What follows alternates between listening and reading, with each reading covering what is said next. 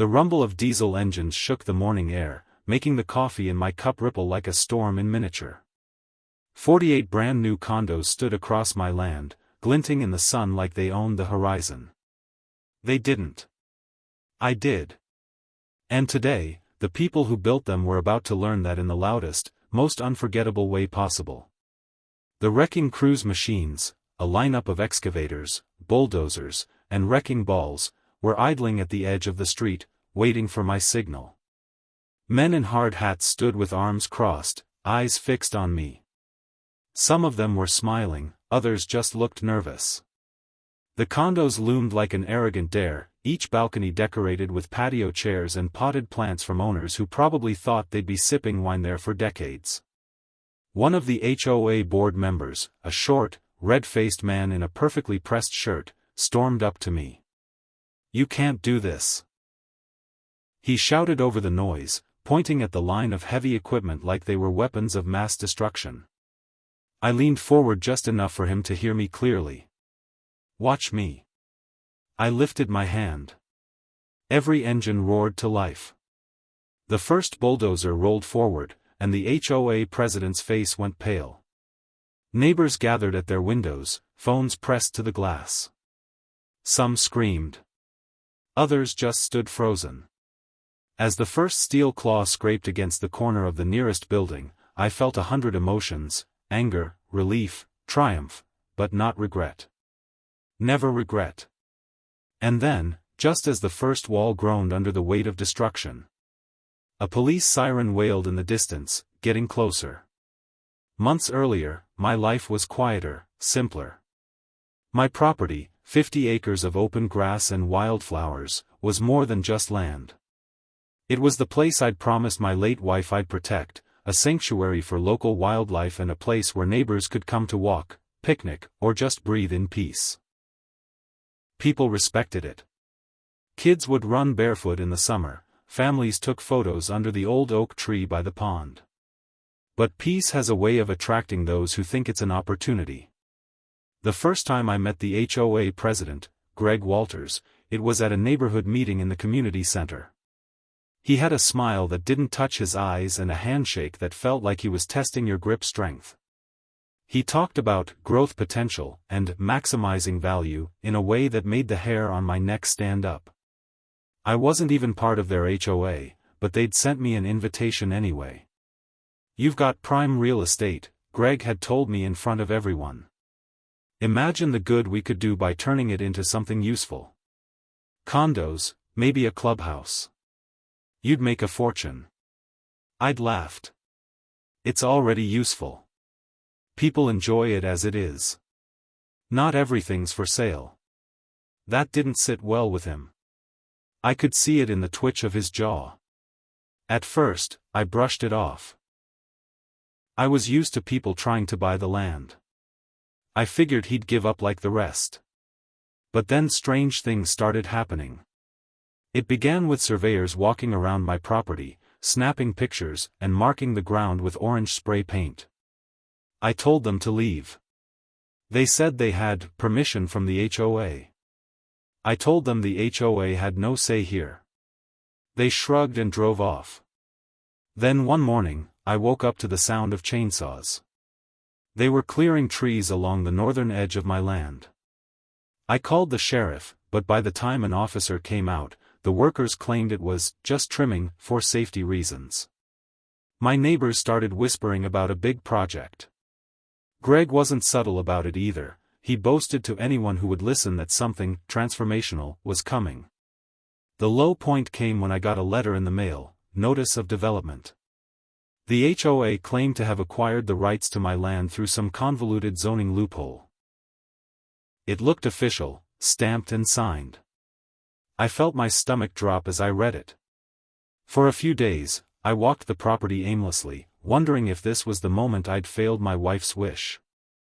But then an old friend of mine, Sam, who worked in construction law, looked at the documents and grinned. "They've overplayed their hand," he said. "They don't own it. You do. This is trespassing on a grand scale." That conversation lit a fire in me. I didn't confront them right away. I let them build. I let them pour millions into foundations, walls, and fancy landscaping. I watched from a distance as the condos rose up, shiny and smug, like weeds in my meadow. I even nodded politely to workers who waved at me. But every day, I was gathering evidence. Every contract they'd signed without my consent. Every photo of them digging, drilling, and hammering on land they didn't own. I kept it all in a neat binder, ready for the day I'd take it to court, or straight to the demolition yard. And now, standing there with the wrecking crew ready, that day had finally come. The bulldozer's claw tore deeper into the siding, sending wood splinters flying. Gasps erupted from the small crowd. Greg yelled something I couldn't hear over the roar of machinery. But before I could give the order to bring the whole building down, the police cruiser screeched to a stop behind me, and 2 officers stepped out with their hands hovering over their belts. The police cruiser's lights painted the condos in flashing red and blue, making the scene look like something straight out of a crime drama. The 2 officers stepped out slowly, one of them resting a hand on his radio while the other scanned the wrecking crew like he was expecting a riot to break out. The rumble of the bulldozers dropped to a low idle, and all eyes shifted from me to the uniforms. "Sir, we're going to need you to stop whatever this is right now," the taller officer said, his voice calm but firm. "We've had multiple calls about destruction of property." Greg practically leapt forward. "Not just property, our homes. He's trying to destroy people's homes." I took a step toward them, binder in hand. "Homes?" I said, holding the binder up like it was a weapon. "You mean the structures you illegally built on my land? You trespassed, you built without permits, and you ignored every letter I sent you. These aren't homes. They're evidence." The shorter officer glanced at the bulldozer still nudging at the corner of the first building. "Sir, you can't just..." I cut him off. "Officer, I have proof. Full ownership. Legal survey maps. Court filings. These condos aren't even tied into the city utilities because the lines cross my property without permission. Every single person living here is squatting on stolen land." That got their attention. The taller officer looked at Greg. "Is this true?" Greg sputtered, his face flushing darker. "We had authorization. The HOA approved." "HOA doesn't own this land," I said flatly. The officers exchanged a look. The taller one finally said, "Okay. Let's all just pause here. We need to call this in before anything else happens." Reluctantly, I gave the signal for the crew to hold position. The engines rumbled low, like restless animals on leashes. I wasn't about to back down, but I also wasn't looking to get arrested before the real show began. While the police stepped aside to make their calls, Greg stood there seething, his jaw working like he was chewing nails. "You think you've won something here," he said under his breath. "You're just making things worse for yourself." I gave him a thin smile. "Greg, you've already done that for me." For the next few minutes, the street was a strange mix of tension and awkward calm. Neighbors had come out in small groups, some filming on their phones, others whispering. I caught snippets of conversations, half disbelief, half gossip. I knew a few of these people personally. They'd walked my land before, picnicked by the pond, waved to me on their morning jogs. Now they looked torn, caught between loyalty to their HOA and the reality of what they'd just learned. The lull gave me a moment to think about my wife. She would have told me to keep my cool, to fight smart, not just fight loud. And that's exactly what I intended to do. But peace didn't last. The police officers came back after their call, and the taller one cleared his throat. "Here's the situation," he said. "This is a civil matter. If you want these buildings removed, you'll need a court order. Until then, you can't damage them." Greg smirked like he'd just been handed a golden ticket. "Hear that? Court order. Which means you're not touching my buildings. I turned to my crew and gave them the signal to shut down completely, for now. They didn't look happy about it, but they complied. Greg's grin widened as the engines went silent. "Guess you'll have to take your little revenge fantasy somewhere else," he said smugly. I walked right past him without a word, heading for my truck. He thought this was the end. He didn't realize it was just the reset before I came back even harder. Because the truth was, I already had a court date. And I already knew exactly what I was going to do when the ruling came down. 2 weeks later, I was sitting in a packed courtroom, my binder on the table, my lawyer beside me, and Greg glaring from the other side like he could burn holes through my skull. And then the judge walked in. The judge's gavel hit the block, and the chatter in the courtroom fell into dead silence. Judge Whitaker was an older man with a voice like gravel and eyes that looked like they'd seen every kind of nonsense the world could throw at him. He adjusted his glasses and glanced down at the thick stack of documents in front of him. "All right," he began, "this case is about property rights, alleged trespassing, and unauthorized construction." He looked over his glasses directly at Greg. "And from what I've read so far, someone here thought they could take what wasn't theirs." Greg shifted uncomfortably in his seat. I stayed perfectly still, my hands folded on the table. My lawyer, Sam, gave me the smallest of nods. The proceedings began, and Sam laid out the timeline with surgical precision. He displayed aerial photos of my land from before construction, highlighted the lack of signed agreements, and even pulled up county records proving the HOA had no legal authority over my property. When it was Greg's turn, his lawyer tried to spin it into a misunderstanding, claiming there had been community consent to develop the land. But every time they made a claim, Sam countered with paperwork. Every lie met a fact. The high point came when Sam played a recording. Greg at a community meeting, laughing and saying, "Once the buildings are up, there's nothing he can do about it." The sound of Greg's own voice hung in the room like a noose. A few people in the audience actually gasped. Greg's face turned the color of overripe tomatoes. After several hours, Judge Whitaker leaned back in his chair. "I've heard enough," he said. "The evidence is clear. The land belongs to Mr. Walker.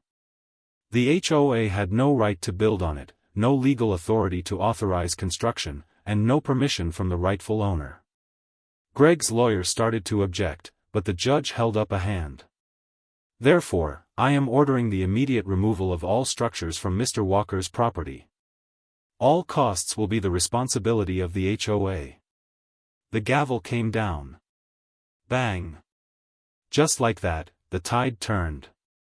I kept my expression neutral, but inside, I felt like the air in my lungs had turned to fire.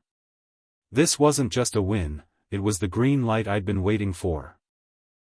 As we left the courtroom, Greg brushed past me hard enough to knock my shoulder. "You think this is over?" he hissed. I didn't bother looking at him. "Oh, Greg," I said quietly, "it hasn't even started." The lull came over the next few days as the legal paperwork was finalized. On the surface, everything looked calm. The HOA sent out a vague notice to residents about structural adjustments, trying to downplay what was about to happen. My phone buzzed constantly with messages from neighbors, some supportive, some begging me not to go through with it. I spent that time quietly assembling my team. The same wrecking crew from before, only this time, everything was signed, sealed, and legal. I lined up dumpsters, salvage buyers, and even coordinated with the county for debris disposal. When the day came, the air was thick with anticipation.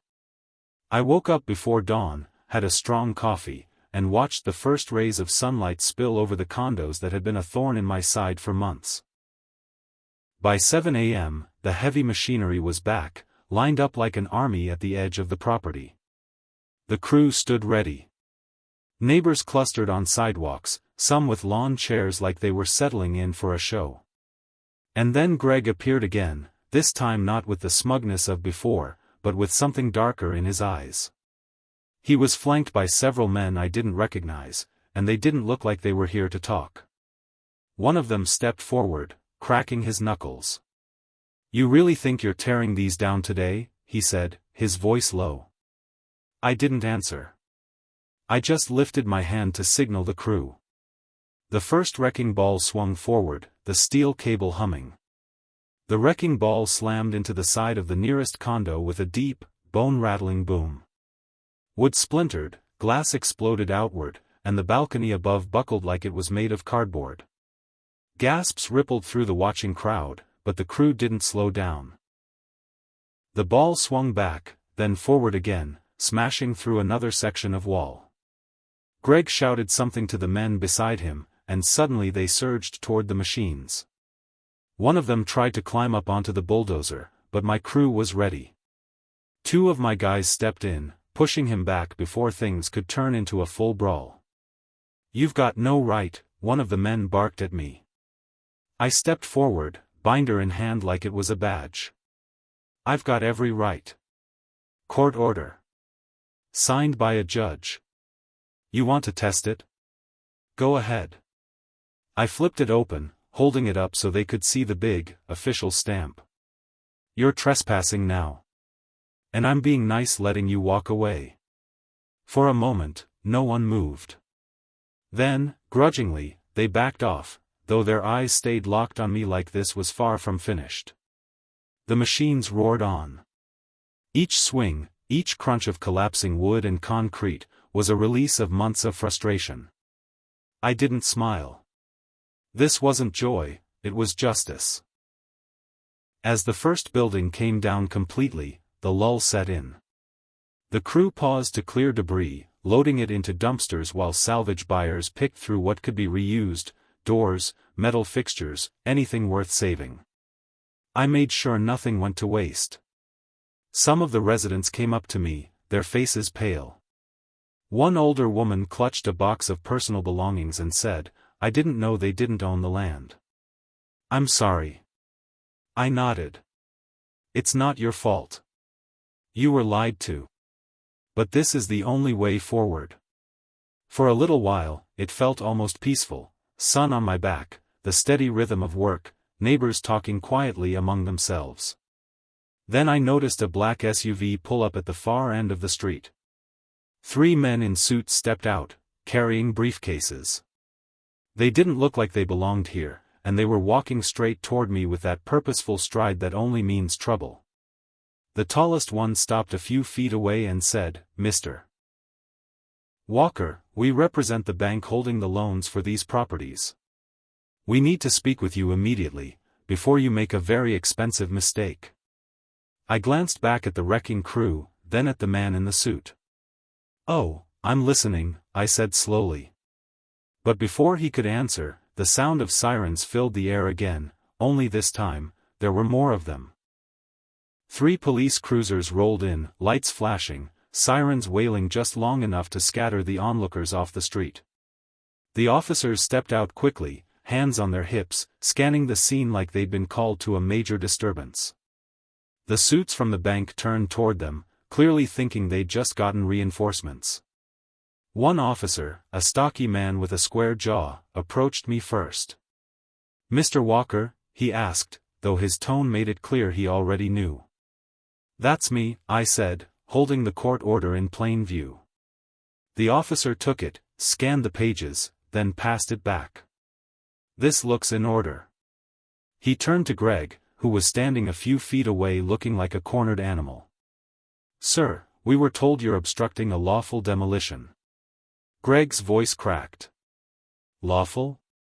They're destroying people's homes." The officer kept his voice steady. "Homes built illegally, without the landowner's consent. We're here to make sure the order is carried out without interference."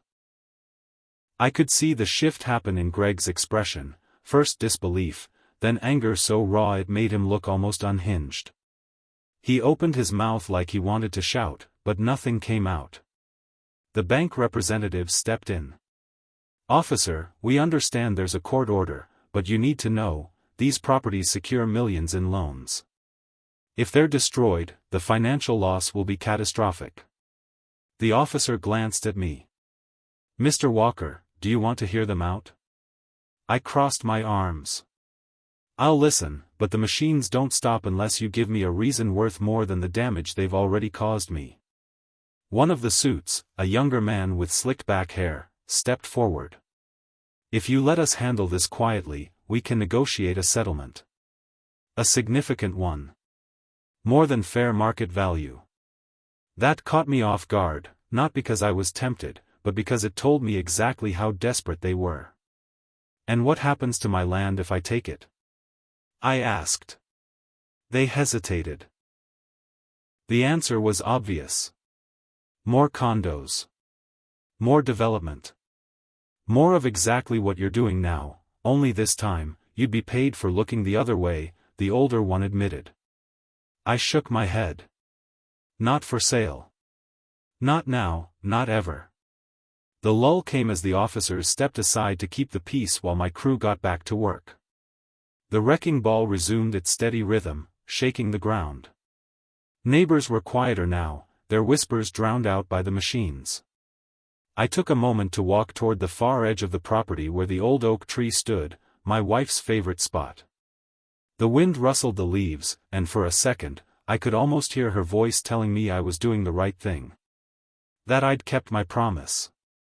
But peace never lasts long in a fight like this. Half an hour later, just as another building's walls began to crumble, a loud mechanical growl came from the other end of the street. I turned and saw a convoy of construction trucks, loaded with lumber, cement, and heavy equipment, rolling toward us. Greg was standing in the middle of the road behind them, waving them forward like he was leading a counterattack. The convoy barreled down the street, diesel engines roaring like they were trying to drown out the sound of my wrecking crew. Flatbeds stacked with lumber, mixers sloshing cement, forklifts chained to trailers. Greg had called in reinforcements, and he was grinning like a man who thought he'd just flipped the table on the game. Block the machines. Greg shouted to the drivers. Get in front of them, don't let him knock down another wall. The first truck swung toward my crew, but the officers stepped in fast. Stop right there, one barked, holding up a hand. You move those vehicles another inch and you're under arrest for obstruction. Greg's grin faltered. You can't arrest me for protecting my property. Your property, the officer shot back, pulling the court order from his belt. Read it again, Greg. This isn't yours. It never was. The drivers hesitated, engines rumbling, eyes flicking between Greg and the police. One by one, they eased to a stop. The air was thick with diesel fumes and tension. I stepped forward, my boots crunching over broken glass. Greg, this is the end. You've lied, stolen, and bullied everyone around you. You could have made things right months ago, but you decided to double down. Now you're going to watch everything you stole crumble, piece by piece. Greg's face twisted, and he lunged like he was about to take a swing at me. Two officers caught him before he got close, twisting his arms behind his back. He shouted, cursed, but they shoved him toward a cruiser. The sound of the door slamming shut echoed over the quieted street.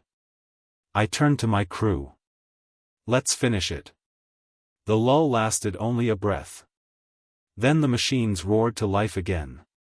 The wrecking ball swung with brutal force, punching through the next building. Balconies ripped free, sliding down into the rubble. Bulldozers shoved piles of debris toward waiting dumpsters, their steel blades screeching against concrete. Dust clouds rolled through the street, coating everything in a thin layer of gray. Neighbors who had once defended the HOA were now clapping, cheering even, as one illegal condo after another fell. A few of them even joined in, helping the crew haul salvageable wood and bricks. By sunset, all that was left were piles of debris and the open expanse of my land, scarred, but free again. The air was quiet except for the crackle of a small burn pile where scrap wood was being reduced to ash. The bank reps stood off to the side, their briefcases unopened, their offers unspoken now. They knew it was over. I walked past them without a word, heading toward the oak tree at the far edge of the property. I stood under its branches, watching the last of the light fade over the field. In my mind, I could see my wife there, smiling in the golden glow of a summer evening. I kept my promise to her. No one would ever take this place again. Behind me, the crew packed up, their laughter low and tired. The officers were gone, the crowd dispersed. The street smelled of fresh earth and engine oil, but to me, it smelled like freedom. As I headed back toward my truck, Sam came up beside me. "You know," he said with a smirk, "you're probably the only man in the county who's ever legally flattened 48 condos in a single day." I chuckled. "Let's hope I'm the last." We drove away with the wrecking crew in tow, the glow of their taillights fading into the night. My land was mine again, and no HOA in the world was ever going to forget it.